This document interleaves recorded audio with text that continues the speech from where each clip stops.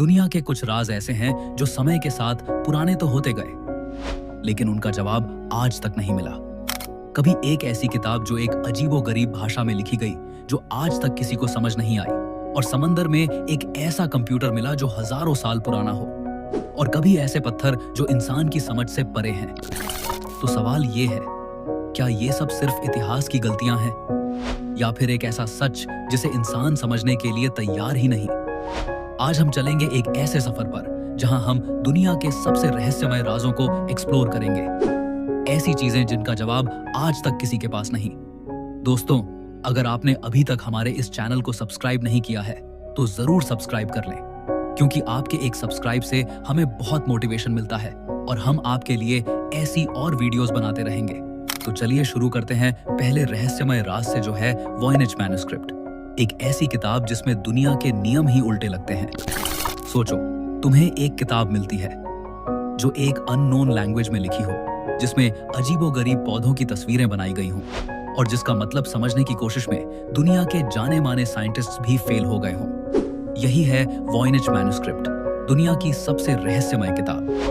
1912 में एक rare books dealer Wilfred वॉयनेज को यह किताब इटली के एक पुराने मोनेस्ट्री से मिली थी।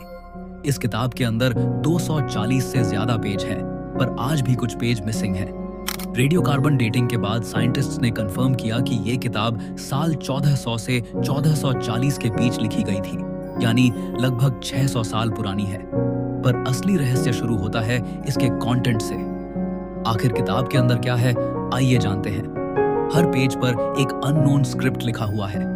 ये लैंग्वेज दुनिया के किसी भी कल्चर, किसी भी सिविलाइजेशन से मैच नहीं करती। इसमें ऐसे सिंबल्स और अल्फाबेट्स हैं जो इंसान ने कभी पहले नहीं देखे, और तस्वीरें कुछ अजीब और अनोखे पौधों की बनाई गई हैं जो रियलिटी में कहीं मौजूद ही नहीं। कुछ पेजेस पर एस्ट्रोलॉजिकल डायग्राम्स हैं, ऐसे स्टार्स और गैलेक्सीज जो मिडीवल यूरोप के लोग जानते ही नहीं थे। सबसे हैरान करने वाली बात, कुछ इलस्ट्रेशंस में naked women strange green liquid में स्नान करती हुई दिखाई गई हैं, जिनके आसपास ट्यूब और पाइप्स जैसी चीजें बनी हैं, जैसे किसी अननोन टेक्नोलॉजी का स्केच हो। कुछ लोग मानते हैं कि यह किताब एक एलियन सिविलाइजेशन का मैसेज है जो हम समझ नहीं पा रहे, और कुछ लोग मानते हैं शायद ये एक ऐसी एंशिएंट सभ्यता का रिकॉर्ड है जो खत्म हो गई और उसकी लैंग्वेज हमारे लिए हमेशा के लिए खो गई। कुछ हिस्टोरियंस कहते हैं कि शायद ये एक मेडिवल मेडिकल गाइड है जो विमेन्स हेल्थ और हर्बल मेडिसिन पर लिखी गई थी, पर अगर ऐसा होता तो लैंग्वेज डिकोड हो जाती। कुछ एक्सपर्ट्स बोलते हैं कि शायद ये एक फेक मैन्युस्क्रिप्ट है जो मेडिवल जमाने में पैसा बनाने के लिए लिखी गई। पर सवाल उठता है, एक फेक किताब में इतना कॉम्प्लेक्स लैंग्वेज और सिस्टमैटिक सिंबल्स क्यों लिखे जाते? 100 साल से ज्यादा हो गए, पर इस किताब का कोड अब तक ब्रेक नहीं हुआ। आर्टिफिशियल इंटेलिजेंस और मॉडर्न क्रिप्टोग्राफी के बावजूद वॉयनेज मैन्युस्क्रिप्ट एक अनसॉल्व्ड पजल है। और सबसे बड़ी बात, हर पेज देखने पर लगता है जैसे इसमें कोई हिडन नॉलेज है जो इंसान से छुपाया गया हो, जैसे ये किताब किसी और दुनिया की साइंस हो। Number 2, Nazca lines. सोचो, एक ऐसा रेगिस्तान जहां मिट्टी और पत्थर के बीच जमीन पर खींचे गए लकीरों से इतने बड़े बड़े डिजाइन्स बने हैं कि उन्हें सिर्फ आसमान से ही देखा जा सकता है। ये है नाज़का लाइंस जो पेरू के नाज़का डेजर्ट में पाए गए हैं। जमीन पर चलने वाले इंसान को ये लाइंस बस रैंडम और अजीब सी खुदाई लगती हैं, लेकिन जब 1930 के आसपास पहली बार एयरप्लेन्स ने नाज़का के रेगिस्तान के ऊपर से उड़ान भरी तो उन्होंने एक हैरतअंगेज खुलासा किया।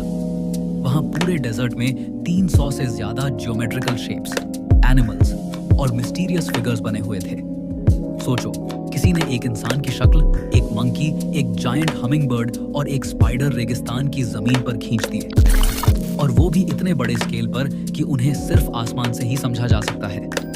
ये लाइंस नाज़का सिविलाइजेशन 200 BCE से 600 CEE के लोगों ने बनाई थी। रेगिस्तान की अपर लेयर एक तरह की रेडिश ब्राउन मिट्टी से भरी है। अगर इस लेयर को हटा दिया जाए तो नीचे से एक हल्का ग्रे व्हाइट सरफेस निकलता है। नाज़का के लोगों ने इसी सरफेस को एक्सपोज करके लाइंस बनाई। लेकिन सवाल यह है, इतने बड़े और परफेक्ट डिजाइन्स उन्होंने बनाए कैसे?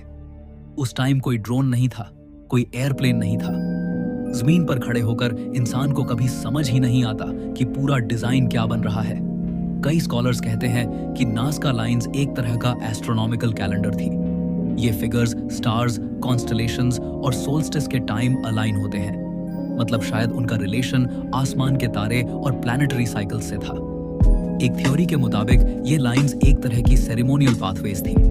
मतलब लोग इन पर चलकर रिचुअल्स करते थे, शायद पानी के लिए प्रेयर्स, क्योंकि नाज़का एक बहुत सूखा एरिया है। सबसे पॉपुलर और थ्रिल वाली थ्योरी ये है कि ये लाइंस किसी एलियन सिविलाइजेशन के लिए बनाई गई थी, एक तरह के लैंडिंग मार्क्स, जिससे वो आसमान से आइडेंटिफाई कर सके। क्योंकि उस तरह की स्केल और परफेक्शन बनाना इंसान के लिए उस टाइम ऑलमोस्ट इम्पॉसिबल लगता था। कुछ एक्सपर्ट्स कहते हैं कि ये एक तरह का अंडरग्राउंड वाटर मैप था। नाज़का के लोग शायद दिखाना चाहते थे कि कौन से एरियाज के नीचे पानी अवेलेबल है। नाज़का लाइंस आज भी वैसे ही सेफ हैं जैसे 2000 साल पहले बनाए गए थे। रेगिस्तान का ड्राई क्लाइमेट और विंड्स की कमी की वजह से ये लकीरें कभी मिटती नहीं। यूनेस्को ने इन्हें वर्ल्ड हेरिटेज साइट डिक्लेयर किया, लेकिन मिस्ट्री अब तक वही की वही है। क्या ये डिवाइन प्रेयर्स थी, एक कैलेंडर था, या फिर एलियंस के लिए मैसेज? सोचो, एक पूरा सिविलाइजेशन ऐसे डिजाइन्स बनाता है जो खुद जमीन से कभी देख ही नहीं सकता। मतलब उन्होंने ये किसके लिए बनाया था? Number 3, pyramids of Giza. सोचो, एक ऐसा स्थान जो हजारों सालों से दुनिया के सबसे बड़े राज अपने अंदर छुपाए बैठा है। गीजा के पिरामिड्स। ये पिरामिड्स सिर्फ एक मकबरा या आर्किटेक्चर का कमाल नहीं है, बल्कि एक अनसॉल्व्ड मिस्ट्री का समुद्र है। सबसे ज्यादा डिस्कशन होती है ग्रेट पिरामिड ऑफ खुफू के अंदर छुपे हुए सीक्रेट चैम्बर्स के बारे में। जब इस पिरामिड का कंस्ट्रक्शन हुआ था लगभग 4500 साल पहले, तब उसे इतनी एक्यूरेसी के साथ बनाया गया था कि आज के मॉडर्न इंजीनियर्स भी हैरान हो जाते हैं। 2017 में एक scientific project scan pyramids mission ने एक ऐसा डिस्कवरी किया जिसमें म्योन रेडियोग्राफी टेक्निक का यूज हुआ। ये एक तरह की कॉस्मिक रे इमेजिंग है जो वॉल्स के अंदर छुपे स्पेसेस को डिटेक्ट करती है। और तब साइंटिस्ट्स ने कंफर्म किया कि खुफू के पिरामिड के अंदर एक बड़ा हिडन वॉइड एग्जिस्ट करता है, लगभग एक कमर्शियल एयरप्लेन जितना लंबा। अब सवाल उठता है, ये चैम्बर किस काम का था? कुछ लोग कहते हैं कि ये एक कंस्ट्रक्शन कॉरिडोर था जो पिरामिड बनाते वक्त इस्तेमाल हुआ और बाद में सील कर दिया गया। दूसरे रिसर्चर्स मानते हैं कि ये एक रॉयल बरियल चैम्बर हो सकता है जिसमें अभी तक किसी को घुसने का मौका नहीं मिला।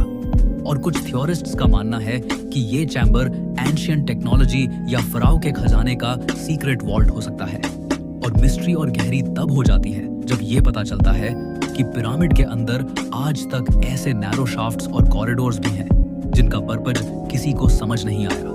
जैसे एक शाफ्ट डायरेक्टली स्टार्स की अलाइनमेंट में बना हुआ है, जो इस बात की तरफ इशारा करता है कि इजिप्शियंस का एस्ट्रोनॉमी और आफ्टर लाइफ के साथ गहरा कनेक्शन था।